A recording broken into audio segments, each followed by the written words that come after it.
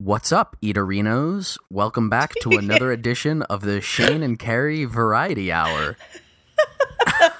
You can't say that. I'm your host, Shano. That's where you jump in and say I'm You're Cari. supposed to say, and today I have with me Cari. And the name of the program is the Shane and Cari Variety Hour. You know what? Oh yeah, just here scratch we are. all of Here this. I am. Mulligan. Start again. Delete the episode. Hey everyone. How are you today? I hope you're well. Yeah. Are you drinking enough water? I am not. I'm so dehydrated. You know who else was dehydrated? Oh, millions. To the tune of millions. That's right. The soldiers in World War I. Nice segue there. Yeah, so this week what we wanted to do was talk a little bit about the First World War, but really more like representations of the First World War. The past week was my birthday. And Happy birthday. Thank you. And a lot of people wish me birthday wishes. And again, thank you very much to everyone who did so. And we had planned this trip to go to Kansas City, Missouri, to go to the National WWI Museum, which we did. And, we also watched a bunch of World War I films and stuff that week. And by we, I mean, I basically made Cari watch all this stuff. That was like the theme of my my little time. And, we were talking a lot about those experiences put into, the context of like just engaging with a lot of media material and representations of this particular conflict. And it's, stuff I've brought up on the show before. And we've talked a lot about, so I figured, it might make sense to talk about it in a somewhat more focused way today. And I think one of the reasons why I'm interested in doing this, and I thought it would be worthy of like a kind of semi-formal conversation at length about this, is, especially with any historical conflict, but even with the conflicts that are going on right now, the plethora of wars that exist at the current moment, right? Like the way that most people end up engaging with them is through different shades of representation, right? Through different media portrayals in a variety of different formats. And that is the way that we end up thinking about, obviously, so much else in the world, but in particular, this really horrible and like ultimately traumatic thing of warfare. And a couple of weeks ago, we did that episode where we were talking about the Metal Gear Solid series, which, is obviously that's a fictional thing, and that's a little bit more playful and silly because it's detached from necessarily like real world conflicts. But we got into some of those questions there too, right? Like we were talking about like the representation of warfare and whether or not particularly like the stated aims of that series, which is to portray like a sort of anti-war message through the language of a video game, whether or not that, ultimately is successful, whether or not it makes sense. And, as somebody who considers themselves like deeply committed to a sort of anti-war principle, and thinking through like the importance and significance of preventing conflicts and averting conflicts and getting out of conflicts and stuff, that certainly comes up in the context of thinking through all this material that we looked at regarding the First World War. And sort of differently too, I would say a good amount of the material that we're engaged with, isn't necessarily explicitly anti-war, right? I think that was what was really striking about the museum was that, there is that like obvious shade of like this is so horrible that this happened to all these people, but then at the same time, it's like. It's also about honor and liberty. Like, it's also actually really good. And the first day we were there, we had, we ran into that group of JROTC kids. Oh, yes. Yeah. And they had, like, 16-year-old kids going around reading about the most horrible atrocities that you could possibly imagine and trying to find, like, what's, like, a really inspiring thing that you found going around the museum today? And it's like, this is a nightmare. I mean, I think, I do want to, like, talk a little bit in a setup way, too, about, like, what the museum was like in general, but just really quick to that point. I think the really like shocking thing about that was, when we got there and we were walking around and it is so much concentrated like horror, like to look at this material, yes. right? And to think about it, and there's obviously like pictures of the various battlefields of soldiers and stuff. There's all the different like materials and things they have there. They have the weapons, the outfits, little personal mementos, all this stuff that we'll get into in some more detail. But like you look at all of that, and then you read they have this like big timeline. You read like these horrendous fucking battles with these like insane levels of casualties and concentrated human misery, and they have like the trenches that you can stick your head into, right? Like all of this horror, and to and literally within like the first like 20-30 minutes of us being there, it was like, just shocking to like see all of this and to just think like, oh my God, this is so fucking horrible. And then immediately to see this group of like the JROTC kids like running around being like, this is so cool. Being like, no, I can't wait to die. Yeah, no, you have to not do that. Isn't it so obvious that this is something not to do? Yeah. But, yeah, so yeah, let's talk about our trip to the museum first.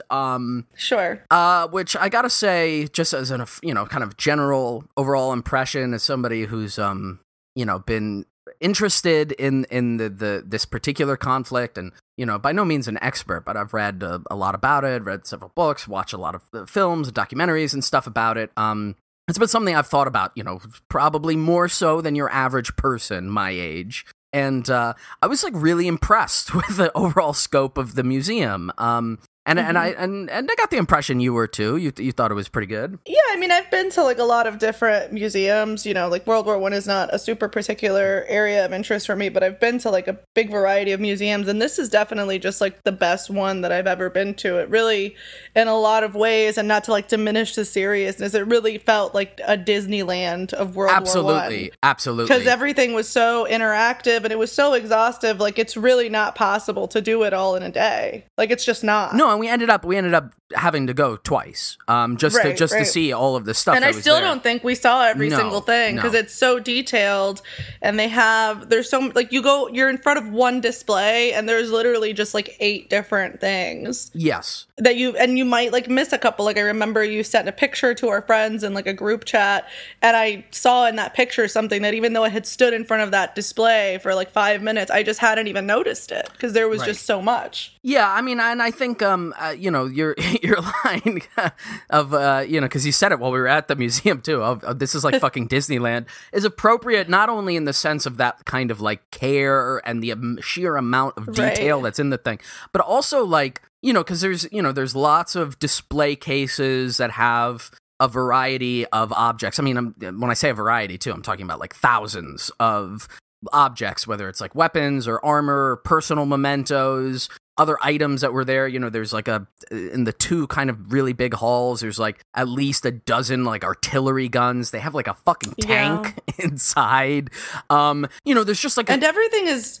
Sorry, go ahead. Oh, no, I was just going to say, but to the Disneyland comment, and then on top of that, they have all these, like, recreated, like, multimedia areas that do feel very Disney-ish, where they're, like, almost like, life-size dioramas and cutouts of either, like, trenches or other parts of battlefields and stuff, and they have, like, mannequins arranged, and then there's some of them have, like, light shows, and some of them have, it's really like wild. Voice recordings that are, like, snippets of soldiers' accounts and stuff going through it, and it really, like again, obviously, as somebody who's thought an incredible amount about this kind of stuff, it really is, like, fucking like a Disneyland experience or something where you go through and there's like people in costumes. I mean, luckily there wasn't that necessarily. No, thank fucking God. But I mean, everything is just really thoughtfully crafted. Like I remember there was a moment in the main hall where I told you to like look down because they had set up this whole display with like a giant quote and all these pieces. Yeah, that was of, the like, one with the Ernst artifacts. Younger quote, I think. Yeah. Yeah, and like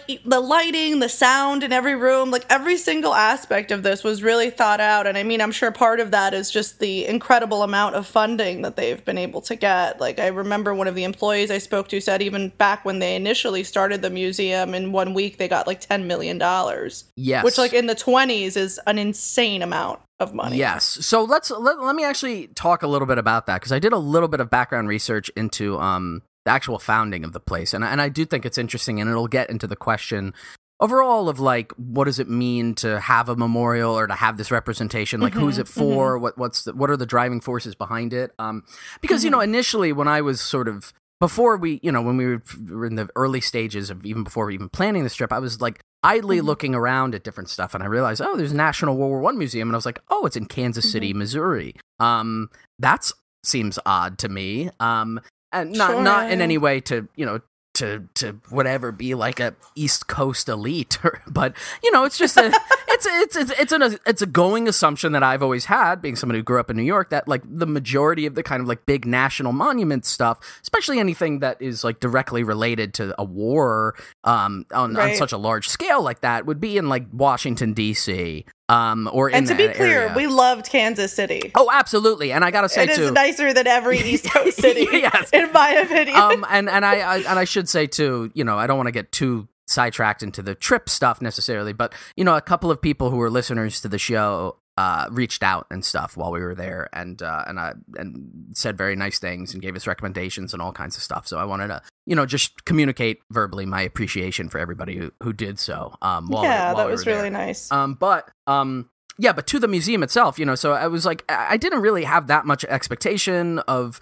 necessarily what it was going to be like, but we figured, this could be an interesting trip. We've never been to this area of the country, so let's go check it out. And we went there, and I really didn't know what to expect. I'd seen some pictures of the outside of it. And then when we actually got into the museum, I was like blown away with the depth of it. I thought it would be something we'd spend like an hour or two in, and it wouldn't be particularly involved.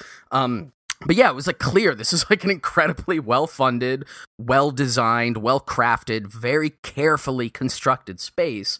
And so the outside of it, which was the part that was started in the 1920s, is like this big memorial plaza. And I'm looking it up. Apparently, one of the the architectural movements that it's sort of associated with is Egyptian revival, which makes a lot of sense, because it's, if you look up pictures of it, and if you're listening to this, if you've ever been there, you know this, but you can also just look up a picture of this on the internet, right? And you can see the outside. It's a huge like thing. It's on the top of a hill in the middle of the city. It's like built downward as well, like on like a slope. Yeah, and it's like a wide like marble or limestone plaza. That's certainly the color of it. It's like a sort of sandy color, and then in the center of it is this giant tower that's like 300 feet tall or something, 250, something like that. It's very tall. And you can go up there. There's like an observation deck. You can go up there, and then you get a view of the whole city. But it's basically like a giant obelisk that then has all these like carved reliefs towards the top of it. It almost looks like something out of like fucking Lord of the Rings. It kind of does, yeah. Like it's so huge and impressive. It's a very beautiful structure. Oh, absolutely. I definitely, and it has the two sphinxes also. Yes, it's got these sphinxes, which is why the Egyptian revival thing makes sense. But also the sphinxes, they're like covering their faces with their wings, which is weird. Yeah. And then it's got these two exhibition halls at the top that are sort of flanking it. And I thought that was going to be it, but then the actual museum is in like the basement of this, the sort of like subterranean part of this structure.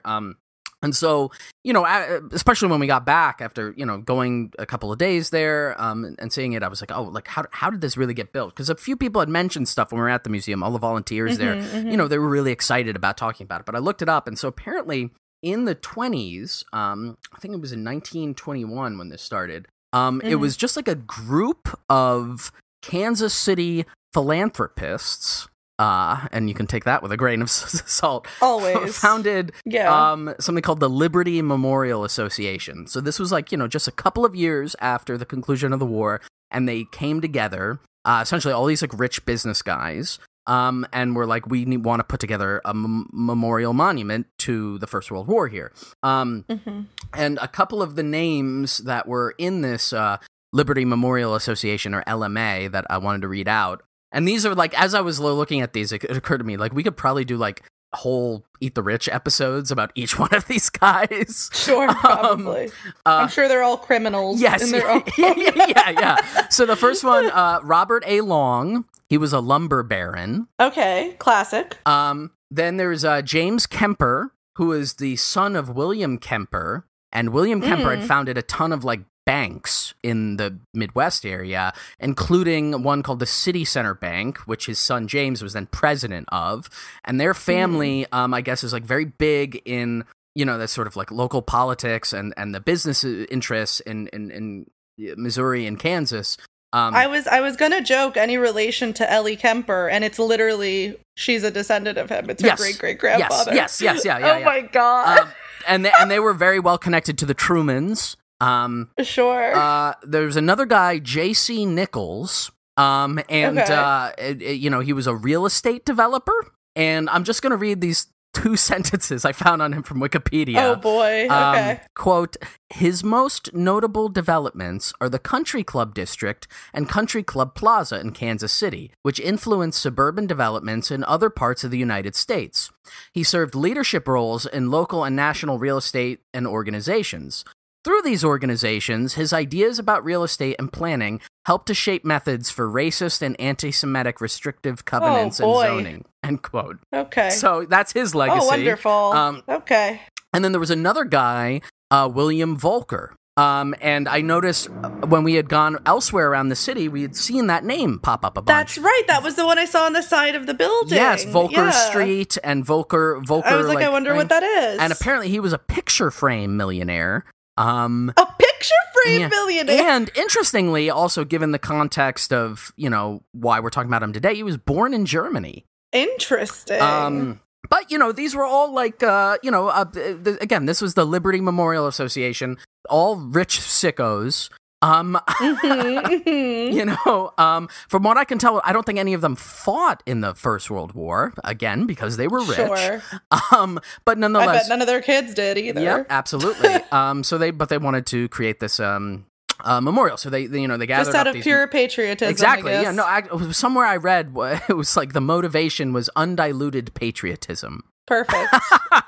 Which is really wonderful. Really curious. But yeah, so they started this in 1921 and they finished it in 1926. And then, over time, it went through like a series of renovations and had a bunch of problems because, again, it's so big.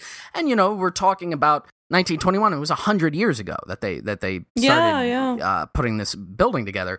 Feel old yet? Miss me yet? And it's William Volker. Anyway, but so in the 90s, in 1994, there were like some really serious structural foundation problems with the thing because again, it's just so massive. And I think one of the volunteers had mentioned something like this while we were there that the foundations with like the rock that it was sitting on was like destabilized. It was chipping away, yeah. And so the whole thing was going to come down. So they had to like gut out the interior of the place and that's when they decided to turn it into a museum, and they raised like a local sales tax in Kansas City to do it because a lot of people, they voted on a referendum, I guess, and there was a big push because it was seen as like a big element to the city. It's like part of the landscape and stuff. And then there are always all these other moneyed interests involved in it. I've read really briefly. I didn't look into it too much, but I guess in like the 60s or something, like Hallmark gave it a bunch of money. Oh, really? Yeah, I don't know what the connection there was. I didn't even realize. I just pulled up the Wikipedia, and the research center is named after Edward Jones, like the bank. Sure. Yeah. That's who like funded it. Yeah. Okay. Yeah. But like throughout all of this, right? When they actually started doing those internal renovations to the foundations and when they built the museum, it was only then in the mid 2000s, 2004 is when they started, and then 2006 is when Congress named it the official National Museum. Like before then, it was just a sort of like private monument that had been built in Kansas City, and that's sort of why it was there, as opposed to I don't know, like the Smithsonian or something building a National World War I museum in D.C. Right. And then in 2014, under the Obama administration, it was redesignated as the National World War I Museum and Memorial. So it's like now it's the official. Thank you, Obama. Thanks, Obama. Now it's the official national commemoration to this, which again is, and it deserves it. No, for sure. I mean, again, just with the sheer amount of the kind of assemblage of materials and stuff that it has. Again, it really is one of the best and most comprehensive museums I've gone to. But I think one of the reasons why I wanted to go through this history and it's so interesting is, like, first of all, again, it's obvious that like so many other things, right? It can only come into existence by the sheer weird specificities and grace of like our rich overlords, right? It's like elites decide. But I think what's also kind of curious about it to me is that it's like the fact that that even happened also speaks to like the lack of any sort of cultural or political memory about the First World War, at least in the United States, right? It's like it's not really talked about. Certainly, one of the things that has spurned my interest in over my entire life and looking into it is that, like, you know, with as piss poor of a general world history, American history education that you get in the U.S. public education system, I don't even think the First World War was ever mentioned, except as a sort of lead up into the Second World War. Like the Second World War, like a couple of lines about like America saved the day, right, etc., and then like just right straight leading into World War II. At least for me, that's what I got. Absolutely, and I think part of it too, and that speaks to also there was a sort of a real lack of any World War I. Again, sort of like general media, popular media representations, which is coupled, again, in the United States with a glut of World War II representations, right? There's like so many different films, and then not to mention like video games and other sorts of like mentions, right? It's just like brought up all the time. Those are the points of reference for like America's like foreign involvement in wars and stuff, and World War I is never talked about like that. At least in the U.S., but like in other countries, like in the U.K., it's definitely sure. I mean, it's hard. Very different. It's hard to know for sure because you know we didn't grow up there. We don't know exactly what it's like, but it does seem like that's my impression. Yeah, I mean, and to a certain extent, it would make sense, right? Because you know, the war was maybe a little bit closer to home to the various places in Europe where it was actually taking place for the most part, but. You know, in the United States, I do think that part of the reason is like the First World War is very morally ambiguous in terms of its meaning, its purpose, and then, you know, and ultimately, like most wars, but in particular this one, it was like, it's meaningless, right? It's like a purposeless, useless... it's just sending boys into a meat grinder. Right. Like, that's literally all it was. For absolutely no fucking reason. And it nothing. And it lacks the kind of moral clarity of the sort of villain of the Second World War, right? Right, you're not taking out the Nazis. Right, which is part of the reason why, too, it's less likely to be made into like a film or something, or like a TV series, right? Like that's a little easier to do through like a straight kind of lens of propaganda of patriotism, right? It's like, oh, we're fighting the good fight. We're doing something righteous. Whereas in World War I, it's like, are we? Like what? Like does it really matter who fucking controls like Alsace-Lorraine? Like is that like something like, you know, 40 million people have to die over? So, you know, I think that kind of speaks again to the weirdness of it being in this like very specific spot, and not to again to be denigrating to, you know, like, you know, that area of the country or whatever, but it did seem like sort of overlooked, you know, the fact that it was sort of there, as opposed to, and, you know, being even set up or initially funded by the federal government or anything. Right. But, you know, all that being said, that's sort of how this place came into be. And the museum itself, again, it has all that stuff we talked about. It's so expansive, and it was really a treat to go to and see. And it, you know, this is always weird, and this gets into the representation of conflicts, because one of the things I immediately noticed when we were walking into like the main exhibition hall was that like in the background, constantly you heard like machine gun fire and groaning. Like, interspersed with like over there, yeah. There. Which to me was like, oh my god, this is a phenomenal multimedia experience. You know, but it's also horrifying, right? Yeah, and you were like, this is like awful, and I was smiling. I was like, I know, right? I was like, this is what it's like in your brain all the time. Like it's a long way to Tipperary. Yeah, it was. There's so much like cacophony of shit going on all around, and so in that sense, again, just, you know, both on like an informational level, but also just on a kind of like experiential entertainment level, I was pleased. It was like an aesthetically pleasing and interesting experience to go and read through it, and I think that speaks to that conflict then again of like, you know, I'm going to that museum because I'm interested in this war, right? Because I know it's horrible. because Right. I've spent so much time dreading it and thinking about it and reading about it and researching about the trauma and awfulness of this experience. So when I go there, I'm bringing that kind of perspective to it. And so everything I see are the things that are highlighting that element of the conflict. But at the same time, you could be in the JROTC or whatever and go there and be like, man, this is so cool. Yeah, yes. Or you could be like the racist volunteer that I spoke to. Oh, yeah, yeah. Let's talk very briefly about the volunteers, because this is definitely was a big part of the experience. So some of them were very nice. Running the museum, and this also speaks to another thing, is that they were all volunteers, so presumably they're not getting paid. Right. It's just like retired history teachers. Yes, or just enthusiasts. All of the volunteers, so everybody who was in charge of like sort of taking your tickets and kind of walking around and explaining the displays or whatever, they appeared to be at their earliest like 70 years old. 70, yeah. And they were, again, mostly all very nice and enthusiastic. Right. And so the first day that we went there to see these people, you know, interacting with the space like that and being like that, to you know, the guests and like coming up to us and be like, do you have any questions or whatever, it was like really like, it was such a interesting and nice experience to be like, oh, these people care so much about this thing that I like care about, you know, like that was like a nice moment to have, and to think like, you know, I think you even joked at one point like, when you retire, this is what you would do. Yeah, you know? the one guy, like when you were doing War Remains and the guy started talking to me, he used a phrase that you use when you talk to me. He said like, oh, why don't you ask me something? And that was so endearing to me. So I was like, of course. And I like started talking with him, and then like just slowly he started saying China virus.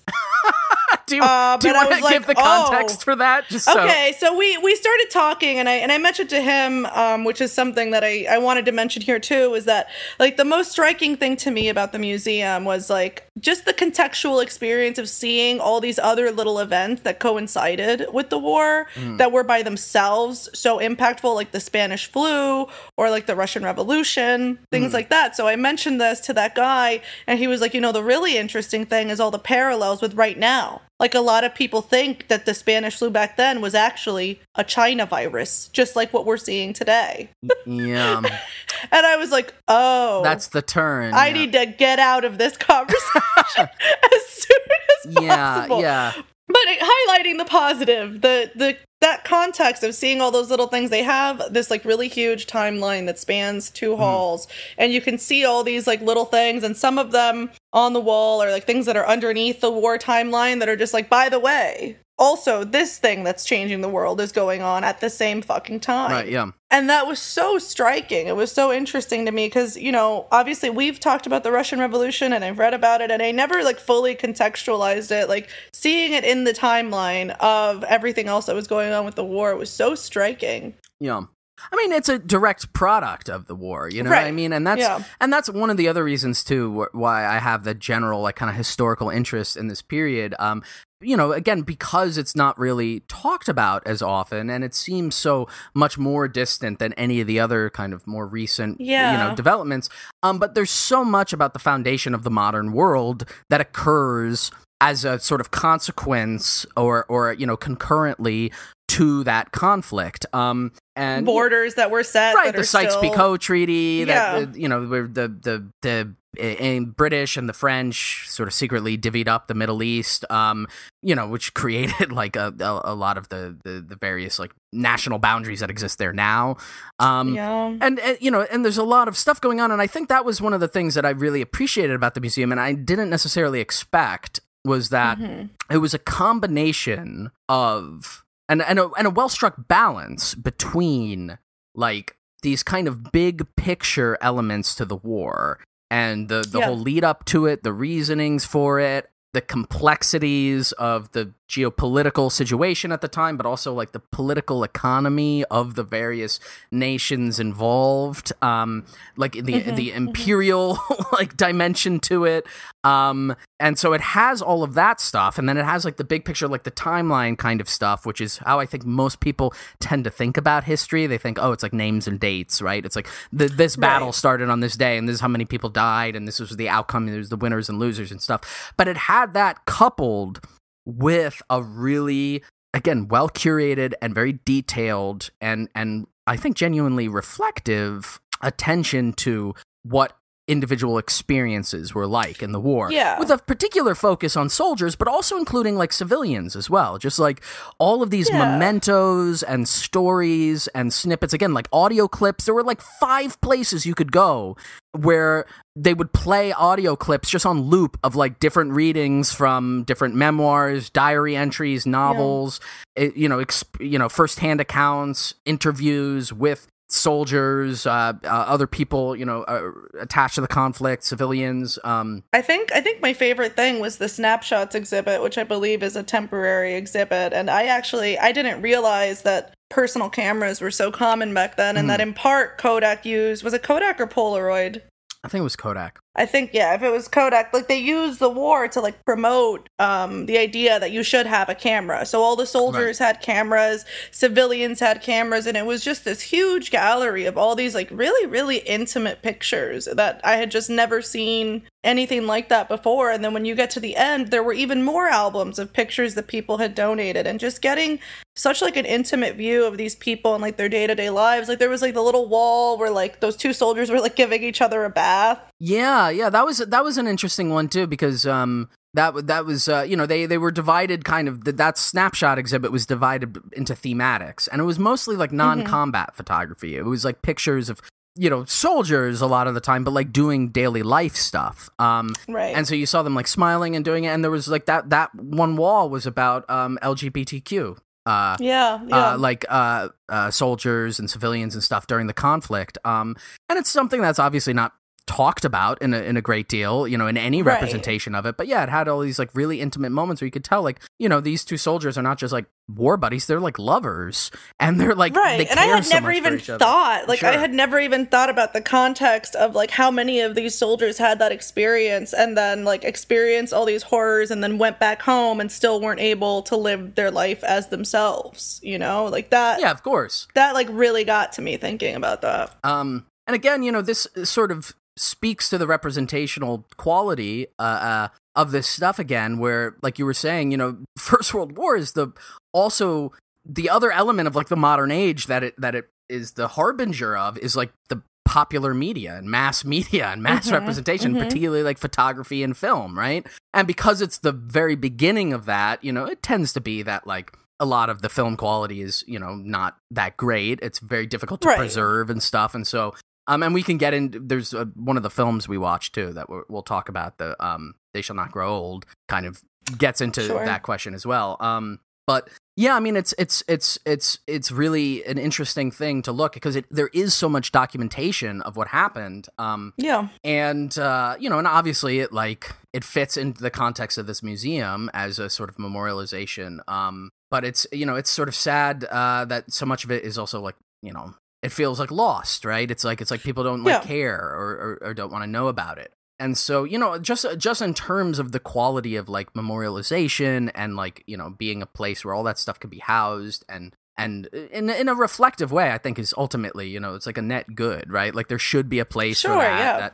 And that's a place that makes sense that it exists. Absolutely. But at the same time, it is weird because there's so much of that personalization to the exhibits there, and so much of it is a reflection of like how horrific the experience of that particular war would have been. I mean, of course, all wars are horrible for everybody involved, but like the specific just experiential horror of being in like the trenches in particular is so like you've seen one car in your entire life, right? And I think that was one interesting thing too, and I was happy almost, especially that you were there, because there's a lot of the stuff that I've talked about with you, and then when you saw it, I could see it was like clicking some of those things. And I was like, yeah, look at that, because there's so much shit where it really, to the people who were fighting in that conflict was essentially like science fiction, because it's the beginning of modern weaponry. And so it's like there was one one part where one of the soldier clips was like they saw like a German flamethrower for the first time, and their mind was just blown. I can't even imagine. Like, you know, and like imagine seeing a flamethrower in real life now, and like you already know what a flamethrower is. You're familiar with it. The concept you is would not still be impossible fucking to you. Right. If you see it and it like just got invented, like the existential horror, like you would just feel like it's the apocalypse. Like you would feel like you're literally in hell. Yeah. And I that also spoke, I think, you know, one of the more iconic images in general of the war, and I think one of the things that I could see really affected you as we were walking through it was like all the different gas masks.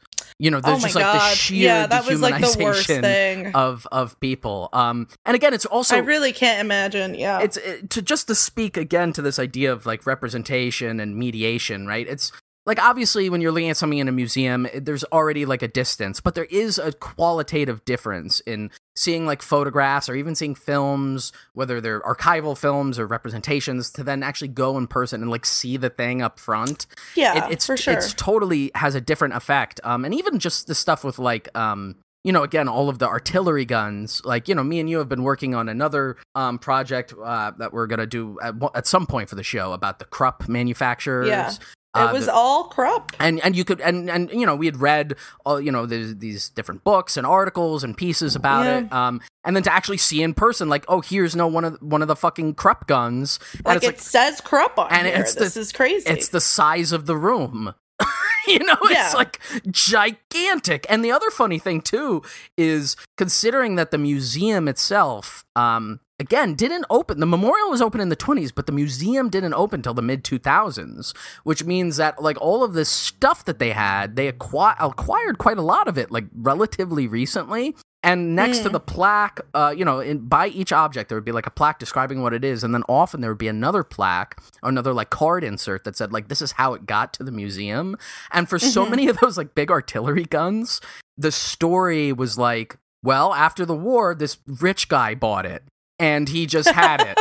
And then, you know, just chilling. I guess he died at some point and his estate didn't know what to do with it. He just had a big Krupp gun in his backyard. Yeah, I mean, but that's the weird thing, right? So like, fucking crazy. Like, it's really just because of like weird, rich sickos and psychos that a lot of this stuff gets saved. I think now that you mention it, I remember there was like a picture and it said like, you know, captured artillery gun being used, and it was like on somebody's estate or whatever, and they were just like playing with it essentially. This thing that probably had like a body count of thousands. Oh, easily. Yes. Yeah. It's just your little war souvenir. And of course, you know, there were a number of objects there that were like American soldier war souvenirs. You know, like, oh, my great-granddad fought in the First World War. He, you know, took home this like helmet or whatever, and then when he died, he gave it to the museum. So that's like one, you know, that's a common thing, sort of war souvenirs. But another, but like like with the guns and stuff, like that's just like a rich freak, like coming in after all the carnage. Yeah, because you would have to like ship that over, right? Like over there were like little things. There were little things that were interesting. Like there was a helmet that a soldier had attached postage directly to the helmet and put it in the mail. Remember that? That was cool. Yeah. So again, I don't know. It was a really interesting experience to you know, see a lot of this stuff in person. And you know, and too, there were like in, you know, the museum has a chronological thing. It's got this timeline. There's like 2 films. There's like one at the beginning and one in the middle. And the one in the middle has like a diorama involved. It reminded me of the that thing we went to when we went to Disney, the American Experience, with all the like animatronics and shit. I was half expecting the soldiers in that like trench thing to turn around and be moving. Like, I'm Sergeant Bob. Yeah. You know, so there was something, you know, quite strange and weird about it. There were definitely parts like that felt like a little surreal. Yeah. But again, oh my gosh, we've been talking about it for 40 minutes. Yeah, I know. I want to move on to the other stuff now. But again, in summation, I think one of the reasons why I thought it was interesting to think about in the context of, again, this sort of memorialized representation of this conflict, right, is that it ended up being something that me and you spent 2 full days looking at, and we're still not even sure if we saw everything, right? So that, and that's the kind of thing where it's like, you know, to get even the briefest sense of what this conflict was or whatever, right? It took like fucking 12 hours just to walk through this museum split across 2 days. And then you put that into context with other types of popular media representations of war, and that's where I want to move to now, because obviously those are much more limited, especially if you're talking about films. You're talking about an experience that really at most is going to be 3 hours, which already is like very long. Right. By necessity, they're going to be a little one note in some ways. And so that's the question, right? And creating those kinds of representations, does it fundamentally reduce the conflict? And if this big 12-hour experience thing that we walk through, right? At the end of the day, doesn't even have a clear-cut politics where you come out of it and just have the acknowledgement, okay, like war is evil and should never be repeated, as opposed to like, well, that was fun and interesting. Like, can a fucking 2-hour movie do it? And even shorter than that. The other thing that was at the museum, and part of the impetus of wanting to even go there, was they have this VR experience thing. Right. And so let's talk about that for a little bit. So there's this VR film, I guess, experience walkthrough thing called War Remains. And that was originally debuted in 2019 at the Tribeca Film Festival, which is where I first saw it several years ago. It was like right before we moved to Philly, before me and you met. And it was like one of the last things I did in New York was I went to the Tribeca Film Festival, and they had this whole VR section. And it was, most of it was like not that great. VR stuff, certainly then at the time, and I imagine still to a large extent now, it's still kind of in its infancy of figuring out like what are you really going to do in VR that's like any good as like a film. Yeah, it can be hit or miss for sure. And a lot of it is very like hokey, and still it's very gimmicky. But they had this thing called War Remains, and the main authorial voice that's stamped on it is from this guy Dan Carlin, who some people may be familiar with. He does a show called the Hardcore History Podcast, which many years ago, like 10 years ago, I listened to a bit of. So he I guess was the sort of the driving force of like wanting to put this thing together. Obviously, he's not like a video game maker or VR person. So there's this other company, MWM Interactive, which actually takes credit for like building the thing. But Dan Carlin sort of, I think, like sort of mapped out and shaped what he wanted the experience to be. And he also narrates the thing. And it's an incredible experience. Sure, it's a very interesting media experience for sure. And it also comes off the heels of like, again, if you've ever listened to his show, and I think there are good things and bad things about it. To be clear, like, and I don't want to come down with like any kind of hard call about whether or not Dan Carlin's show is good. It's interesting. It's not like great by any means. But there's a lot of like polish to it, and he has this whole presentation where he's like, he's got this voice. He sounds like this, and everything that he talks about is, he does these extreme dramatic kind of performative readings. And you can see why, because it's like for a general audience, right? Right, like, it's sort of like History Channel kind of like that level of documentarian work where it's really very much about like the entertainment value of it. So he had done a series, I think in like 2013. He did a series, a subset series of his Hardcore History show. We did like 6 episodes, I want to say, called Blueprint for Armageddon, which was his series of episodes about the First World War. And each one of those is pretty long, and I started listening to some of it again just in and around the time that we did this VR experience, just to get another sense of it. And again, it's very much for like a general audience, and it's very much about the sort of entertainment and shock value of this stuff. And I think this War Remains VR thing is very similar. And so just to describe what it is, it's about like 10-15 minutes long, and it's you put on a headset with a pack, and then you walk through a set. And the set is a little like cutout of a trench, and there's like 3 or 4 sections in it, and as you walk through, he's narrating it, and you're kind of jumping around in these like little vignettes that are supposed to be snapshots of different experiential moments in fighting on the Western Front, and mainly centered around the Battle of Passchendaele.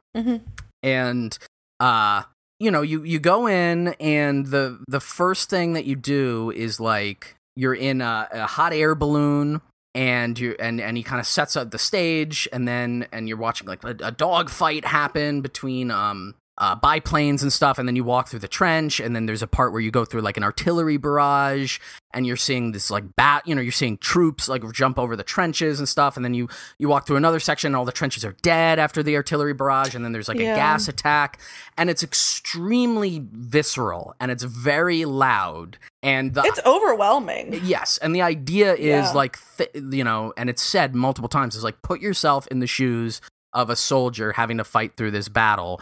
How horrific could you possibly imagine that it would be? Yeah, I mean, I think similar to, like we were saying about the flamethrower, for example, like that moment where you just become surrounded by this green poisonous gas is just, like, just imagine what that would, I don't even... Yeah. And again, in terms of the quality of the VR experience, the fact that it's in a set, means you can kind of like touch the walls and stuff. You can touch some of the objects, which has a, an interesting dynamic to it as well. Sure, and also the the like fidelity of the VR is quite good. It's one of the better ones I've done. It looks, to the extent that it's meaningful to say this, it looks quote unquote realistic. I think the only one I've done that's like more realistic is probably like the Star Wars one at Downtown Disney. No, that's what I mean, and again, that's why it's sort of like doing this experience also made the whole museum feel like it's like a Disney, it's like a theme ride for the First World War. It's like, line up to go to the Battle of Passchendaele, right, and you go through it, and again, it's sort of narrated by his voice, and and there are these moments where it's like, it can be a little eye-rolly, because again, it's for like a general audience, but there's one line in particular that stood out to both of us, where he's like, like, it's, the shells would destroy the battlefields and make it look like something like the surface of the moon, only weirder. And it's like, okay. I'm an adult. Like you don't need, like, I've read a lot about this. But I guess, if you haven't, it's, he also compares it to Mordor at one point. Yeah, he's like, it's Mordor, which is, but weirder. But that also shows, because again, at the end of the day, this isn't really a realistic portrayal of anything. This is 100 years later, someone else trying to make sense of what it was like to go through this. Which is, again, interesting, because you come out of it, and there are moments at the very beginning of this little film experience thing, and at the very end, where there's an attempt to give you this sort of like thoughtfulness and reflectiveness. And when you exit the thing, there's a little like booth area that has like a couch, and it's like, sit down and reflect for a little while. And so there is an attempt to get you to sort of think, I guess, a little critically or a little bit through it. But this again gets into the question of representation, where like, the VR thing is meant to be shocking, and it's also meant to be entertaining. And it's very hard for me to imagine walking through that and coming away with an attitude of being like, oh, this is super cool. But I could, but, like for me personally to do it, it would be hard, but I could, I don't know. I don't know if making that little thing is going to necessarily give that impression to all of its audience. And then that raises the question of like, well, why are you making it? Like, what is the point of making this thing? I think definitely like the guy that went in before you, I don't remember if it was before you or after you, but I like was listening to him talk to his friend about it. And I do think he probably had the perspective of like, this is so cool. Right. But also I think that the emphasis then for those people is like, this is so cool, and it's so like brave and noble what they sacrificed to do this. And so that's like the opposite end of the spectrum of like how someone with our politics would view it, of like, how pointless was this? Right. Like they died for nothing. But it's that that message that you want to send to those like 15-year-old JROTC kids that you're trying to get to join the military, of like, there is something very noble about doing this, because it's like it feels almost like there's like some kind of like intergenerational trauma of like this inability to accept this was totally pointless. Right. And I mean, again, that's the weird thing, right? Where it's like, if it's hard, especially with just focusing on the VR thing. Like, you know, I don't really know too much about Dan Carlin's politics. Right. You know, and I think at least just from listening to his show a few times, right, I get this, and going through this experience a couple of times, you know, again, because it's a general audience, it could be that there's like a self-censorship of like, I can't explicitly say that this war was worthless, right? So, and to keep it more ambiguous and sort of let people come to their own conclusions. But again, and then it does sort of beg the question of like, what ultimately, besides the kind of cool factor of the interesting, like there's like almost like a Joe Rogan-y element of just being like oh man, like how epic history, like how awesome would it be to just step into that memory for like for a few minutes and just to see what it was like without necessarily having any kind of greater takeaway from it, which is hard, because then I in my own mind I always try to balance that against the value of memorialization, because one of the things that when you leave the experience, you know, there's like a few quotes and stuff put up on the wall, and one of them was probably affected me more than the actual experience itself. And I already know what you're going to say. Yeah, it was a quote from a soldier who presumably was being interviewed, you know, many, many years later. And it was a single line, and it said something to the effect of, you know, for over 70 years, nobody even bothered to ask me what it was like. And that really like fucking like shattered me, because, you know, I mean, you think about it obviously in the context, and we've talked about this a bunch, both on and off the show, about like, you know, these sort of extreme human moments and experiences that have happened throughout history, and yet, you know, even though now there is more of an opening to talk about some things, there's still a lot of like repression, like you shouldn't talk about certain things, and, you know, the way that trauma is handled is, you know, I would say on the whole probably like better than it was in the 1920s. Yeah, I mean, back then there was not even a concept. Yeah, I mean, back then you couldn't even talk about it. Like, nobody cared. Like, nobody wanted to hear about it. And that is like, you know, that's the thing that I think sometimes leans me towards well, even if it doesn't have that clear-cut politics of like this stringent anti-war message, even just doing the memorialization keeps that alive, because if you don't, then it creates the impression that this is totally fine, right? This on its own, can it communicate that this is like a bad thing? Right. I mean, I'm the type of person that sees value in, like, I don't know, like, I'll keep old objects from people that I never even met if I found them, because I just feel so bad when people and things are forgotten. So, like, in a general sense, even if it doesn't give most people that anti-war kind of feeling, I do think there's a value in it, because these were human beings that were forced to engage in something really pointless and horrific and cruel, and, you know, somebody has to remember that, I think. Right. I mean, I think to the point you just said a second ago, about the like intergenerational trauma of like not being willing to accept that this was meaningless and purposelessness. You know, another quote that does stand out, and it's appropriate, although the way that it's done in the museum is a little weird, but at the very end of the museum, because again, you're walking through chronologically, they have the kind of like a very small area that's like post-war, where it's like, here, you know, all it is like, this is, you know, a few reflective thoughts about the overall conflict, and then the ways in which it sets up future conflicts, right? Because of course, at the end of the day, it's World War I. It's not just the World War, right? We had another one of those, and it seems, you know, quite plausible. I've always said that we're going to have a couple more. And anytime.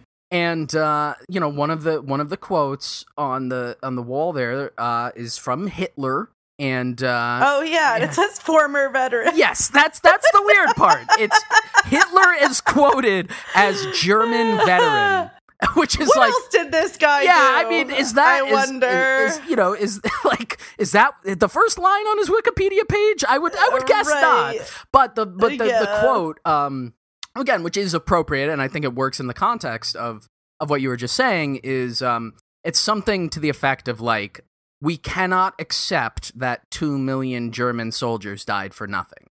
We must have vengeance, which is, I think, a really apt distillation of, again, another one of the reasons why I'm interested in this conflict is, you know, in an obvious way, it sets up the Second World War, but there's so much about just literally the trauma of the First World War being unresolved that spurns not only future conflicts, but like a movement like fascism. Like, fascism is born more or less entirely out of the First World War. There's a lot of like that one quote reveals so much of that psychology of like how that happened and how so many people were swept up in that, like that, because that wasn't a feeling that was unique to Hitler. Like that was what a lot of Germans coming back from the war felt, like that they needed to get vengeance, to redeem themselves. And World War II was then a chance to do that. And also not just in Germany, in other countries as well. Also not just in Germany, lots of other countries. There were movements that were similar to that, and it's the same kind of thing that you see on. I would say, the reason why it was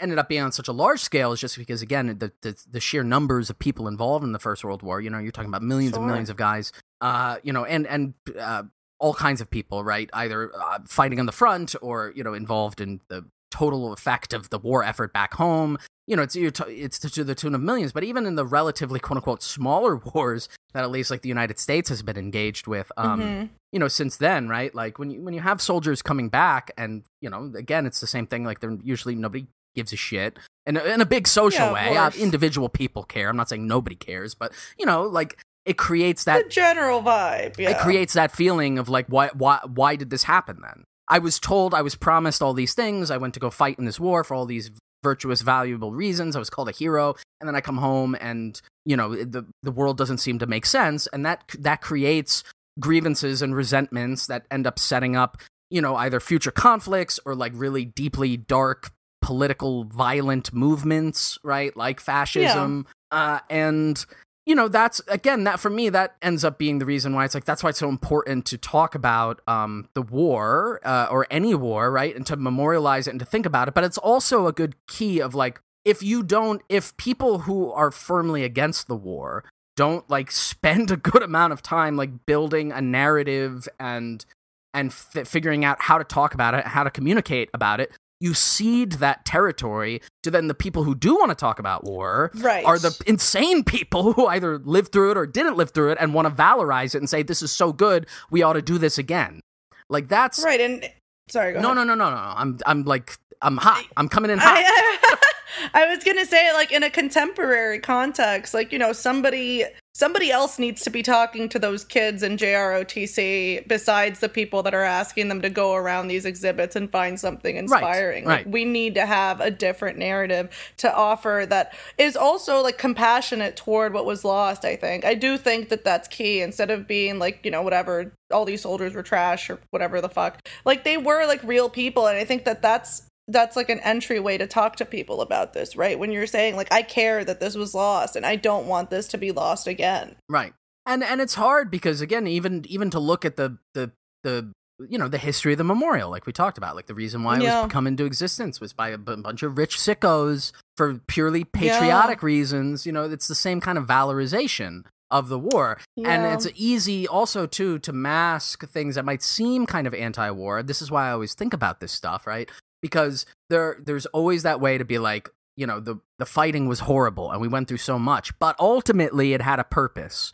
And for me, and we talked again about this on the that Metal Gear Solid episode, but I do think if you're doing any representation, this is really the hard thing, is you have to communicate that there is no redemption, that it is a pointless horror and trauma that accomplishes nothing. And I think that's, on a general sense, that's really hard for people to wrap their minds around. But also, like, when you then put it in the context of entertainment, like, who wants to go see a movie that's just going to depress the shit out of them, right? Who wants to go see All Quiet on the Western Front? I mean, Who would do that? Who would make their wonderful girlfriend, who loves them so much, watch All Quiet on the Western Front at 2 a.m? What sick piece of shit would do that? No, I do think, and I'm being serious. Like I joke about like, you making me watch this stuff. I do think it's important to see those like more hopeless portrayals of it, just because we're so inundated with like those redemptive or like inspiring war stories, like Saving Private Ryan type shit. And like it is good to just like look and remember and be like, no, this is just irredeemably bad. Right. Like that's it. There's no happy ending. Even if there's like one individual happy ending somehow, like no, it's just all a nightmare. Yeah. And the question is, too, when you're doing that, which, I mean, again, you can make the argument with the War Remains kind of thing. It maybe is doing that. You know, it's showing like, oh, here's all the horror stuff. And there's a question then of like, is this just focusing on these like titillating, sensationalized things, right? Like, again, with the War Remains thing, it's a 10-minute, 15-minute experience. You're pretty much under like constant, like literal assault visually and auditorily when you're walking through it. Like there's a whole section where you're standing in a dugout and and the whole set is shaking too, to be clear. Like they shake and rumble the set to give some approximation of what it might be like to be under like shell fire. And the narration is like, can you fucking imagine what this is like? You're going fucking crazy doing this. Which to a certain extent, it's like, I already knew that. Like, I didn't actually need the narration to tell me that. Right. But there's a question of like, is this kind of pornographic, right? Is this almost like not really useful?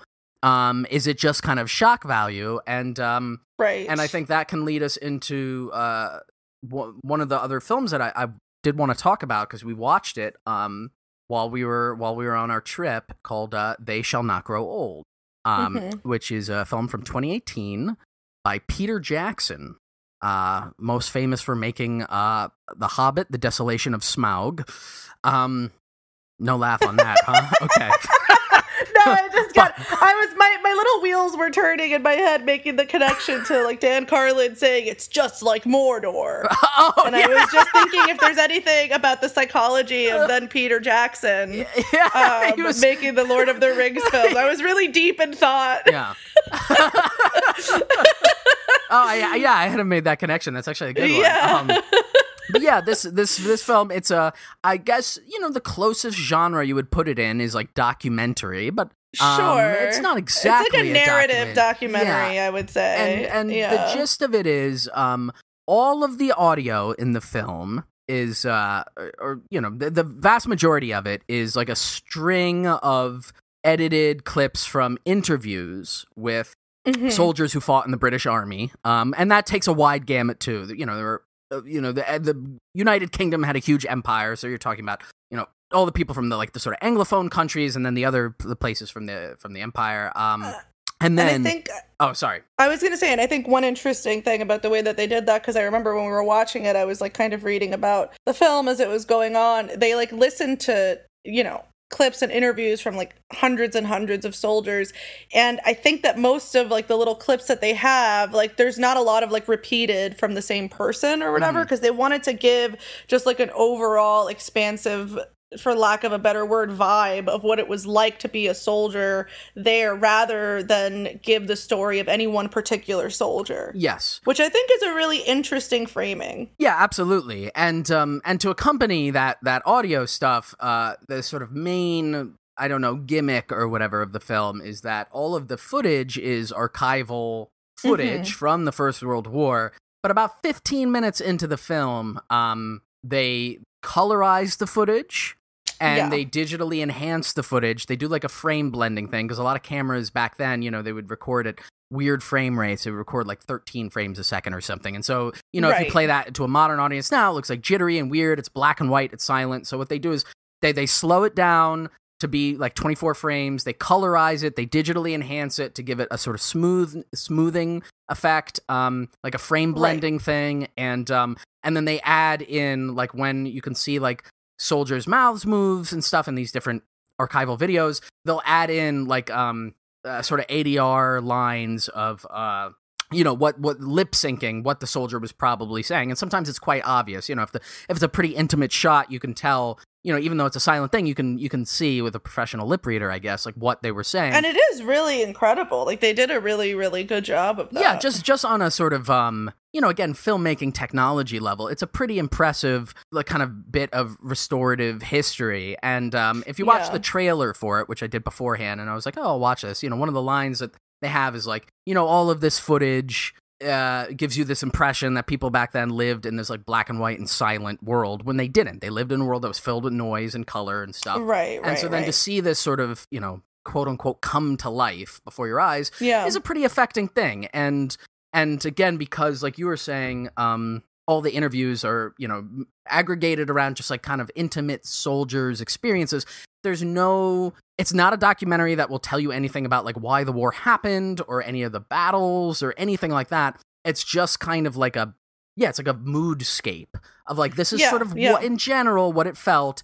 And then there are little sections where it's like, here's us just living in the trenches. Here's us trying to take a shit. Here's us doing all these, kind of like slice of life things. There's a lot of stuff there of that kind of reminded me of the Snapshots exhibit, where it's like soldiers kind of palling around and laughing. You really get a sense too that like a lot of these guys, both from their interview stuff and also in the video, it's like, they were like 17. It's like fucking... They were very, very, very young. And the video is also really striking, similar to what I said was my favorite part of the museum, the snapshot thing, because they were so, like, a lot of it is just so intimate. These, like, soldiers kind of hanging out with each other and being, like, really physically affectionate. And I had never seen, like, that type of view of the war. Right, of course. And it was just so emotionally, like, it was just very, very moving. I mean, like we were talking about in the context of the museum, right? Like there was this balance that was struck between these kind of intimate moments like that, and then like the overall big picture of like, why did it happen and what was going on? What are the big forces at work? This film is like clearly just in that first camp, right? It's not going to tell you any of that stuff.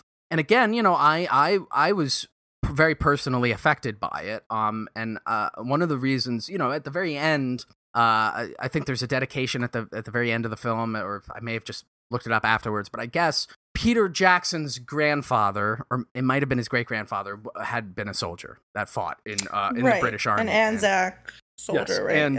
And I don't know if I've ever mentioned this on the program before. I probably have, but my great-grandfather, so my father's father's grandfather. Yeah, my father's mother's father was in the Irish army of the British Imperial Army, like the Irish section of it. I believe he was drafted in, and he fought for many years on the Western Front. And then the family story goes, on the night of the armistice, he got drunk with his buddies to celebrate that this horrible thing was over, and he stepped on a landmine. And he died, which is like, this tragic irony. And, they didn't like my dad grew up in like Depression era Ireland. So they never went to go find him or anything. He's presumably in some unmarked grave, if even that, in Belgium. Like, it's like, it's like this totally lost thing to history. I mean, I never met him, and I've only heard essentially that story about his life. I knew nothing about this guy. But it's like one of those weird things where it's like, I'm connected to it in that way, and so I understand that general impulse that Peter Jackson has of like, hey man, he's got all the money now, he can make whatever he wants. He wants to explore it. He wants to put something together that he feels is a memorialization of this thing that happened in his family, and and again, and I felt it was intimate. I thought it was reflective and sweet, but there is like I said, it's sort of thematically grouped, and towards the end of the film, and I guess this is like, spoiler warning, but also like content warning if you're thinking about watching this, there's a section where they do what combat was like. And because there isn't really footage of combat necessarily in the same way that there's just footage of daily life and stuff in the trenches or whatever, they do a specific kind of pattern of editing that is like very visceral and upsetting to look at. And I don't know if you want to describe it or if you'd rather. I did end up walking away during this part because I just, like, for me it was too much. Like, it did feel like almost pornographic, just like very gratuitous colorized shots of like dead men, like over and over and over and over. Basically what it does is it in order to, again, sort of simulate a feeling of combat without having footage of it, it shows some like footage of like troops running and stuff, and then what it'll do is it'll have the sound effects of battle, and then it'll cut to like a close-up, slowed down shot of like a random soldier like smiling very intimately at the camera, and then immediately hard cut to like soldier dead, face up or face down in the mud. And these are graphically colorized. They're obviously very graphic pictures and stuff of actual dead human beings, dead 17, 18-year-old boys, and it happens very rapidly.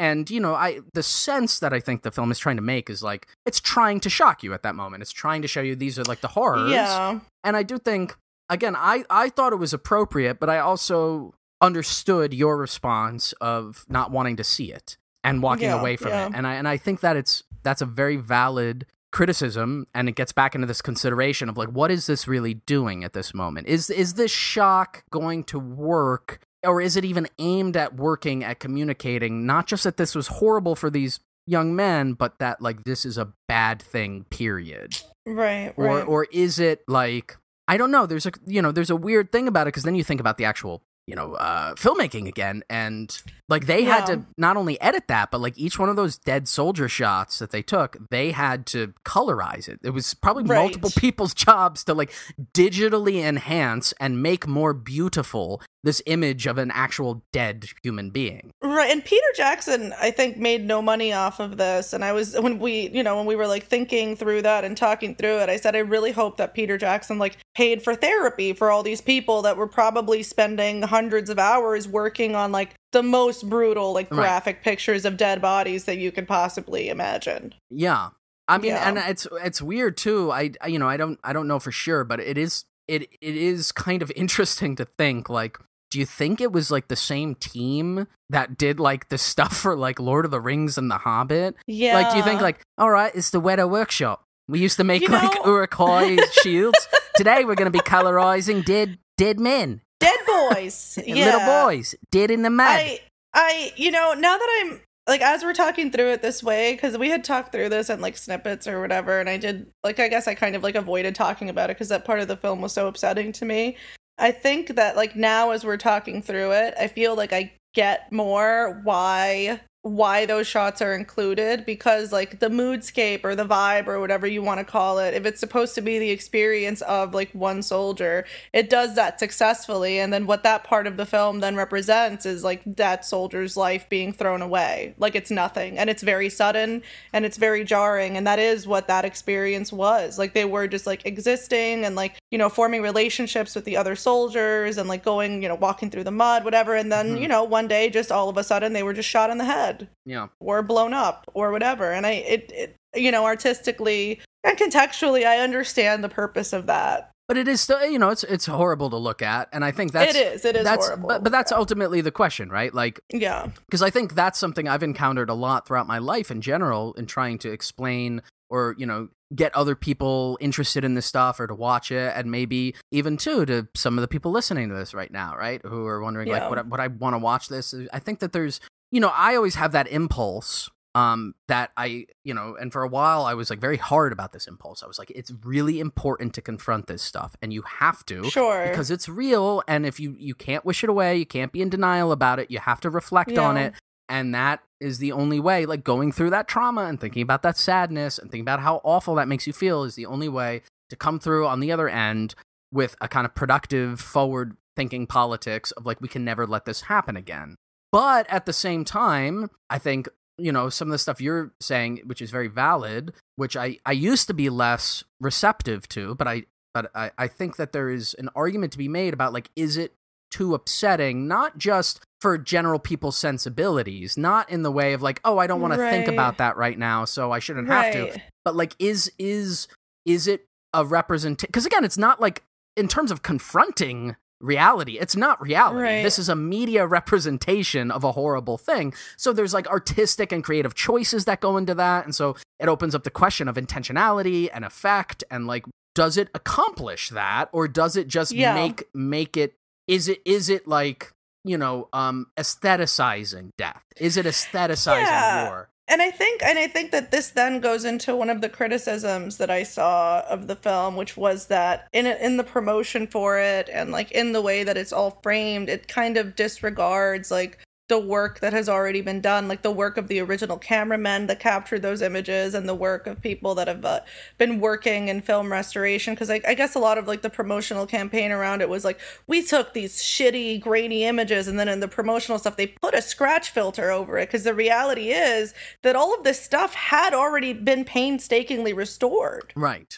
Over the last like 100 years or whatever. Like it already existed. And especially with that context, it can just feel like it's kind of like aesthetic and like just trying to like make shinier and newer and more entertaining these like horrible atrocities. Right. Like what is like, again, it's a weird thing because it's like, Peter Jackson is doing this from a position of, whatever institutional clout and money and power of riding the high of, making these very successful films and stuff. And it's a very interesting and weird thing to think, like, is there an element to this that is just sort of like, auteur ego driven, like I'm the guy who's going to restore this stuff. It's like, how much more value is there in those colorized images versus like all the images that had already been painstakingly restored? You know what I mean? Right. Like, why not promote that instead of diminishing that work in order to promote your work that uses all this technology and like shiny, expensive stuff that museums and archivists probably don't have access to? Right. And also, to the end that I guess I just hadn't really been putting these pieces together until we start talking about it right now, but thinking about it in the context of not just the Lord of the Rings, but in particularly the Hobbit films, because like those movies just on a filmmaking, and again, don't want to get into a big tangent about those fucking movies, but one of the things I remember that they tried to do, because, the Hobbit films, were like a decade after the Lord of the Rings films, they were much more digital. They were like, the analogy I always think of, they're sort of like the Star Wars prequels, right? You went from having like real sets and mixed stuff to everybody's on a green screen. And so they did, and they kind of marketed them as like being the forefront of effects and technology. And one of the things that they did with, I believe, the first Hobbit movie, I think they scrapped this for the other ones, but they shot it at 48 frames a second. Which, if you're not like a film person or whatever, that might not mean a lot to you, but it's basically the amount of pictures you're taking per second. And then when you play it back, and generally, as digital technology has increased in its fidelity and its capacity and stuff, there's like been a push in certain segments to do stuff like that, right? Like a camera that has more resolution, or a screen that has more resolution, or more frames. And especially in like video games and shit, there's always like the more frames you get, the better the image is. Like there's like an unspoken like assumption about that, which I always am like much more ambiguous about. Like not just because at a certain point it has diminishing returns, but it qualitatively affects the image differently. Yes. And when they did the first Hobbit film at 48 frames a second, they played it in theaters. There were like many reports of like some people watched it just fine, and a number of other people got a headache, got sick, got like violently sick watching it. They got motion sickness. I remember feeling that. Yeah. And so then they had to retract it. I think they had to re-release it at 24 frames. But then that just made me realize that like that frame blending whatever that they did is probably the same technology they used on this archival stuff. So the same technique they used to make all the like fucking dwarves like eat their disgusting meal in the Shire at the beginning of the Hobbit film is the same thing they used to this, and there's something very odd about that. And I mean, that was also one of the criticisms that I read in the pieces that I read that were like critiquing his use of the archive, was that a lot of using that technique leads to like this like blurring effect and this like swirling effect, which actually like instead of adding realism, it actually diminishes the realism and removes a lot of the detail. And there's this idea that just because it's like a newer technology and it's like done on a computer, it's like inherently more valuable, when the reality is, in the process of trying to reduce all that like grain or whatever, like you're losing so much of what made those images stunning in the first place. Right, of course. And I think it's on a pure aesthetic level, right? Like not even thinking about memorialization, what it does to that film is it gives it a very dreamlike quality, which is and I think that can also be interesting as Sure. well. It's just a question of what is that doing in the context then of the reproduction and restoration of these war images, right? Right. It gives it a melancholy, wistful memory feeling, which is sort of useful, but I don't know. It's definitely a choice, and it's a question of like, again, you put together this thing. It came out 2018, which is sort of like, the centennial of the end of the war. And, there's an argument to be made, again, just for the case of memorialization, is like, would we have seen any of those images, like me and you personally, if we hadn't watched that film? Like, would we have seen them in their original state, like... Right. But I think then the answer to that is that Peter Jackson, with all of his money, could have made those original images. He could have made a museum or something, you know what I mean, instead of a film. So again, it's an interesting kind of question. I think just to wrap up here, we can talk sort of briefly about the other. There's like a bunch of films that I had planned on talking about. There's so many, yeah. But it's, we're already an hour, 20 minutes into this. So maybe if people are interested, if you're a listener and you're like, this is awesome, and you haven't turned this off yet, thank you, by the way. Yeah, thank if you. That's the case. But like, let us know in the comments, and maybe I'll release like very short one-off things about some of these other films. I really do want to talk about All Quiet on the Western Front at some point. Yeah, maybe we'll see. We'll see if people if people are interested, we can talk about them. But I just in the context of kind of wrapping up our experience over the past week, and thinking about these questions of representation, because we saw another film that took a very different tact entirely to representing this conflict. And that was the 1969 musical film Oh, What a Lovely War. What a strange and wonderful little movie. That was directed by Richard Attenborough, who, if you don't know the name, he was a British actor. He was in a bunch of stuff. He was in The Great Escape, which we also watched recently, but he's also, to American audiences, probably best known as a Hammond from Jurassic Park.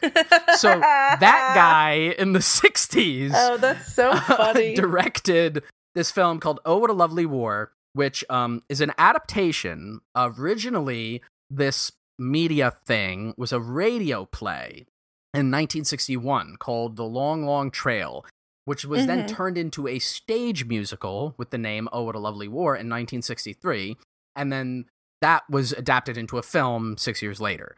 And that's what we watched. And it is a surreal, quasi-experimental musical film about the British experience of the First World War. There is a vague plot. Like if you look at, it's telling the story of the war. Yeah, but there's a if you look it up on Wikipedia, like I did beforehand, out of curiosity, or just on the internet in general, right? Like it'll say like, oh, it follows the Smith family. And, sure. There are characters that are the Smith family, and they do appear several times in the film, but it's done in a very surreal way. It's all the music is either actual songs from the First World War or like songs from that era with like revised lyrics. Right. And the very opening of the film is like this big, fantastical dance hall space where all of the kings and queens of Europe are like dancing around to this ballroom music. And it's so good. And then the cameraman like assassinates the Archduke of the Austrian-Hungarian Empire and his wife, and then it sets off the war, and they like walk around this giant painted map on the floor, and it takes a very satirical and silly approach to talking through, a dark comedy. Like there's, as the various battles of the war go on, there's like in this fantastical non-existent space, they have like cricket what do you call them, like scoreboards, like big sports scoreboards that would be in a stadium where they put up like Battle of Passchendaele, like 500,000 dead. There's like the big like light up carnival sign that says like World War right I. They go to like the boardwalk like carnival. And like very early on too, they have like this great little number where they have all these like French cavalrymen, and they get on this merry-go-round, and they're like dancing and they're singing some, and then there's like a cut to like machine gun fire, and then the carousel keeps going, and they're all dead on the carousel. And this is it's a very lighthearted take. Again, a lot of the songs that are changed to be somewhat more satirical. The best songs in the picture, in my opinion, are the soldier songs, which already have a satirical bend to them. Like there's the Hanging on the Old Barbed Wire kind of song. These are the songs that were almost like folk songs that occurred among the troops that were their way of dealing with, the trauma. Coping with the horror. Yeah. And I quite enjoyed this weird little film. I loved it. I mean, it was a nice break from, all the dead bodies but from the previous film. But here's the thing, and here's the question, right? Is because it's ultimately, it is talking about the same material. It's the same source material. And there is representation of death and stuff in the film. Yeah. It's just cut with this satire. I think what I like about it, and I think I feel like something like this is like more successful in sending an anti-war message because it's very accessible. Like you could watch this with a child and the child would like, it wouldn't be like inappropriate for a child to watch. Right. It's rated G. Right. And in addition to that, it's like, it's satirical and it's kind of like making light of some of it. But the butt of the joke is the people who like don't think that the war is pointless. Yes. You know what I mean? That's like, a very good like point. Mocking. That's a very good point. It's mocking the idea, the very idea of being pro-war is like absurd in this context. And that's what I think makes it like really successful. Like you can't watch this movie and get the message from it of like, oh, it was really noble though. Absolutely. And I think that's, there's the counter to that, which would be put forward. And I think this was one of the things that we talked about, with this film and its actual critics at the time, because one of the original posters is like is a soldier or like an officer standing in front of a field of like a gravestones or what like little white crosses. The crosses, which is also the unmarked graves. One of the images at the very end of the film, right? Is like this it's the end, wide shot of like just. And I think it's like a daughter asking like, "Why did Daddy go to the war?" or whatever, and they just kind of like move on. And at the time, I guess when it was released, there was some backlash. People and they had to retract that poster because people thought it was like disrespectful or whatever. So that would be the counter, right? That's the counter is like, you're not taking this material seriously, you're not memorializing these men. But I think, really to your point, one of the interesting things is that it's unequivocal. Whereas some of the other films may be more powerful in their sort of like quote unquote realistic portrayal or whatever of what the conflict was actually like, this film is unequivocal about it being not just bad, but like stupid. And like when we were in the museum, they had all of these uniforms, and they had all these uniforms in different cases from all the different periods of the war. And when you start at the very beginning of the museum, they have the ones from the very beginning, and it's like the classical thing to talk about in the context of the First World War is when it started. The sort of all the powers were sort of unprepared for what a modern war would look like, so they're all wearing these ridiculous sort of 19th century militaristic costumes. Like the French have like blue uniforms and red pants, and the cavalrymen have like big fucking feathery helmets and shit. And one of the ones that you pointed out that you really got a kick out of was the Australian. That was really like surreal. Yeah, do you want to describe it really quick? I mean, it's like, I'm sure it wasn't like their everyday uniform that they wore like in the trenches, but it was... I think it was. The one that they had... Okay, well, the one that they had on display was essentially like a safari outfit. Like what I said was like, this looks like a tunic like from J. Crew, like spring 2012 or something, with like these little brown pants and like a cute hat. It was really weird. Like I can't imagine like dying in a trench wearing that. I mean, that's the thing, right? Is that like when you saw that, you correctly, like you were laughing at it. You're like, this is so stupid. This is crazy. This is very stupid that like all of the powers that be that are like controlling and setting up this war are like putting these guys in these bizarre costumes. And that's like, my point here is like, that's what that film, Oh, What a Lovely War, does explicitly. Whereas at the museum, it's just shown, and there's probably someone there who would have, if you had stood by that and kept laughing, would have gotten really upset and been like, you shouldn't laugh at this because this is very serious. And that's, again, one of those weird hingy things of like, and I think it's, the point that you brought up that I also really liked is because there's always a question with like sort of dark humor or gallows humor. It's like, who are you laughing at? Who's the target? Are you just mocking people who are like going through suffering? But as you point out, what I think that film does really well is the target of like ire and the target of the humor are not the soldiers actually fighting the fucking war. It's either the officers or the people at home who think that like war is good. Right. That's it's very clear that it's very sympathetic to the soldiers. There's even like that really funny kind of cut where it has like the two really rich people at the party, and the guy is like, "Oh, I sent the care package to the chauffeur's son," and the wife is like, "Oh, that's so lovely," and then it cuts to the guy in the trenches like, "This fucking guy sent me more shit again that I don't want." It's like a jam. It's like some disgusting jam that he doesn't want to eat. What the fuck am I supposed to do with this? And that whole scene there with the soldiers in the trenches too, and like the singing, I think it is just like very sympathetic and touching. Like, it has those moments of, like, real empathy and, like, humanization of the soldiers interspersed with just, like, how those, like, rich people and the people who were, like, pro-war were just, like, totally disconnected from the reality of that experience. And I think that's really moving. I think, too, towards the overall point of, like, thinking through this question of the representation of war, another way you can always frame it, right? And I was thinking about when we were in the museum, right? Like, especially with those JROTC kids, right? Like, and more importantly, like, their handler, not the kids themselves, like, their like, chaperone who was there and knew what they were doing. Like, I mean, these kids have been, like, raised in this. They don't know. Yeah, and they have their mentors, you know, like, telling them that this is a good thing. And really quick, just to that, there was one other specific thing that that has to be mentioned because we overheard it and it, like, wounded me so severely. Is they were walking through, and at one point, one of them, they were talking about the assassination of the Archduke of Austria-Hungary, the Crown Prince. And one of them said something like, "It's so cool that they were able to, like, get back for that." Yeah. Like, they were able to defend the honor of their country. And it was like a fucking, like, 16-year-old kid, 15-year-old kid saying that.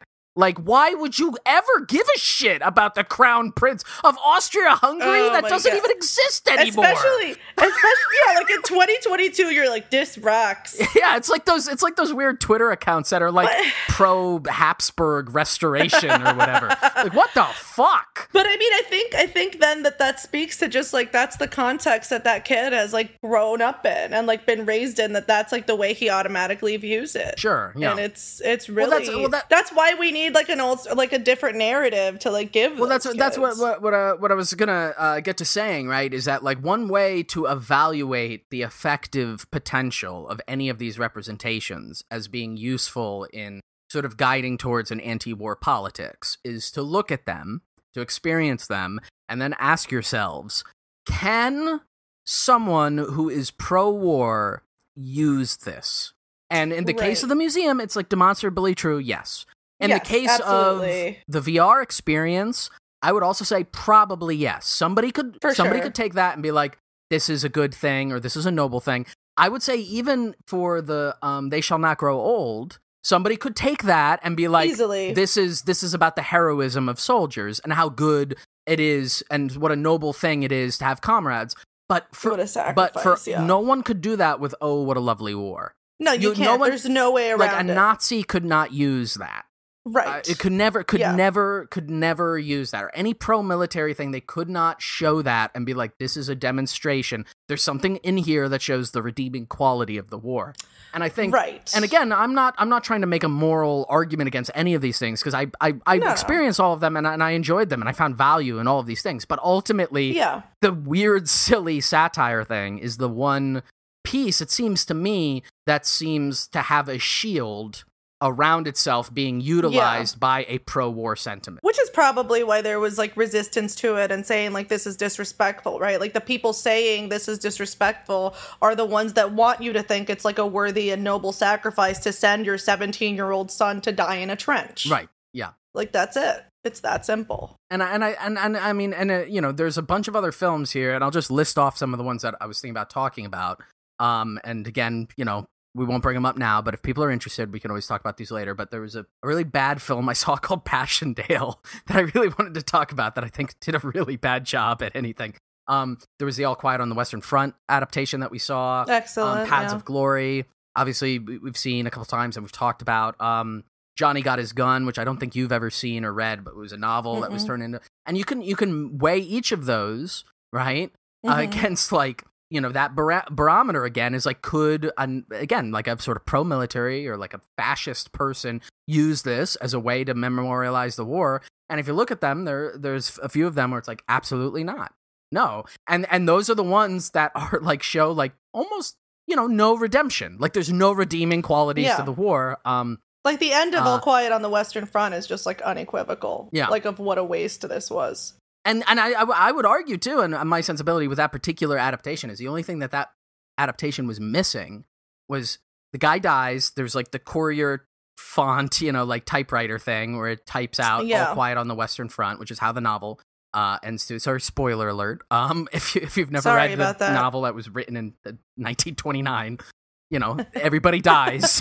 But right. The thing that was missing in my mind was cut from that directly to credits with the bombastic military marching music that they were singing in the beginning, like over there. But the German equivalent, which would be the Watch on the Rhine, which is the song that they sing a bunch in that film, in that particular adaptation, when they're young kids and their teachers are telling them to go off to war and they're singing it. And again, that because I think that contrast, and that's what Oh What a Lovely War does really well, is it shows explicitly how stupid militarism is. Yeah.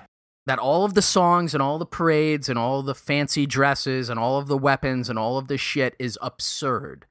And not just in the vague, like, oh my God, it's so weird kind of absurd. It's so epic. But like absurd in a really, truly horrifying and pointless way. This is an absurd, awful thing. And I think, that's always been my interest, my sensibility, looking at the absurd and the awful. And now I've dragged you into it. Not to get us too off track, what's the other one that you have in the list here? Joyeux Noel. Yeah, I mean, we didn't actually watch the whole thing of this, but I'll mention this is just a last maybe like jokey thing. So this is a movie that came out in 2005 that I've always wanted to watch all of. Oh, is this the one that you said you showed me? Yeah, it's about the Christmas truce, right. which if you know anything about the First World War, one of the famous things that sort of again highlights the stupidity and the pointlessness of all of this is that, a number of times, but famously in 1914, towards the beginning of the war, when the trenches were already dug, there were this thing called the Christmas truce, where the soldiers on either side started like singing Christmas songs. It's represented. There's a version of it in Oh What a Lovely War, where they start singing, Silent Night back to each other. And then they meet in no man's land and they exchange pictures of their family and drinks and cigarettes and stuff. And it's sort of like, one of these things that is pointed to sometimes in a sort of liberal humanist way, but nonetheless a humanist way of like, in the midst of all this war, they realized that they really had more in common with each other than they did apart. That they shared a bond and they shared the same concerns and things, and it sort of highlighted why are we fighting. And I've never seen the entirety of this film, but it came out in 2005. It was like a joint European production. A bunch of different countries were involved. There was like actors from Germany and from France, from the UK.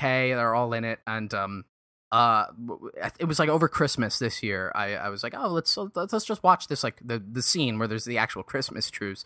And we must have been like blind drunk when I put this on. I have no recollection of this because you just mentioned it to me. We watched like 90 seconds of it, and you started bawling. I've never seen you cry this hard ever in my entire life. You were so affected and sad, and I felt so bad. I turned it off, and I'm like, I'm sorry, sweetie. And you're like, why did they go? Why were they fighting? They're just little boys. And like Rolo was like on top of you, like licking your tears, telling you not to cry. You were like inconsolable for like a half hour. Was it like a clip of like the truce part? Yes, it was the moment where they start singing to each other. And of course, it's shown at least just in that clip. We haven't seen the rest of the movie again, right? But in that clip, it's very sappy and melodramatic, right? It's very very heightened emotion. It's like, how else could you really portray that? Right. I mean, it's very like just the thought of it is very effective. Oh, of course. So I could definitely see, why I was a little emotional at 3 a.m. blind drunk on Christmas. You can't on Christmas. Yeah, I think there was one point when we were at the museum, and there was one section where it was like a bunch of grenades, some of which had already been exploded, and then there was in the midst of that a couple of like clubs, like trench clubs, like ad hoc trench club weapons. And you asked me what were those for, and I said, well, I mean, think about it. When you got into close quarters combat, a lot of these weapons didn't work, so guys would just have to beat each other to death with whatever they had on hand. So sometimes they were issued these weapons, and sometimes they had to make them. They were like, almost, it was like the fucking Negan bat from like The Walking Dead or something. Yeah, it really was. Like just like weird, like makeshift clubs Some with of them nails, had like nails and stuff. in them and shit. And I said that to you, and you were like, oh, and I could see it like dawn on you, and you like re-entered that horror for a moment. And I turned to you and I said, you can't say I never take you anywhere nice. Yeah. Yeah. And now I've shown you the clubs. That's right. Well, it was a very illuminating experience. So I do seriously really recommend going to that museum if you ever have the opportunity. Oh, for sure. I mean, it's such a weird and interesting thing to look at. And one thing we didn't talk about that was probably my favorite part of the museum was all the propaganda posters. Oh, sure. I mean, there's so much. Again, we spent 12 hours in there. There's so many different little elements of things that are useful and worth holding on to. And really quite fascinating to look at. And again, you know, for me, the sort of takeaway, and if you're gonna go into it, or if you're gonna watch something else, or think about it in any capacity after listening to this episode, is think about it in the context of what we were talking about in terms of like how could this be used, right? And I think that's an interesting way, and certainly not the only one, but you know, it's the one that we've sort of come to in this conversation of thinking about like what are the representations of war that have like value, and what are they saying, what can you get out of them, and you know, and ultimately not just because this was an important historical event that you have to know everything about or you have to learn about, you know, if you're somebody who's not particularly interested in history or whatever, like the whole point of all of this is to think about it in the context of today, right? Both in terms of how did one conflict back then shape the world today, but also there are multiple conflicts right now. Like, you know, we were kind of blithely joking ourselves about it, but like, you know, another world war very possibly on the horizon. And the way that most of us are interacting with it is from afar, is through mediations, it's through different representations of it. And it's a way to think about how you're getting that information and what to do with it. And ultimately, for me, certainly, you know, the case is always that it's horrible. War is horrible and should be avoided at all costs. Circumstance. Yeah. It's doesn't really do much for our fellow man. Yeah, over there, over there. Did we mention the Over There Cafe? We did, right? No, we didn't. But I will say. Okay, really last thing. Because if you go again to the Wikipedia for the museum, one of the highlights it says is the Over There Cafe, featuring flags, music, artwork, and menu items inspired by the peoples and places of the Great War. And it was a great museum, not a great cafe. Sorry, you lose many points on the cafe. Disrespectful to our men and women in uniform, frankly. Yeah. You know, the cafe itself was just a small little hideaway. It just had some the musical numbers from the pro-American World War I songs. But also the menu items were not in any way, shape, or form inspired by the people and places of the Great War unless you're taking into account that the trenches were awful. Then in that case, that would be an accurate description of how they represented the conflict via meals. I was legitimately hoping that you could sit down and order like a like a howitzer cocktail, or get like a little bit of hardtack, something really kitschy and goofy. That would be its own kind of sick thing. Yeah, maybe that's the restaurant that I'll open. Yeah, okay. The Passchendaele restaurant. We'll move to Kansas City and you can open a restaurant. No, we'll move to Belgium. This is gonna be at the battlefield among all the unexploded ordnance in the thing. That's part of the experience. Oh man! All the drinking vessels are like empty shell casings and stuff. Yeah. All right. Well, till next time, folks. Have a good one. I really don't know. I don't know, man. Stay cool. All right. Stay cool.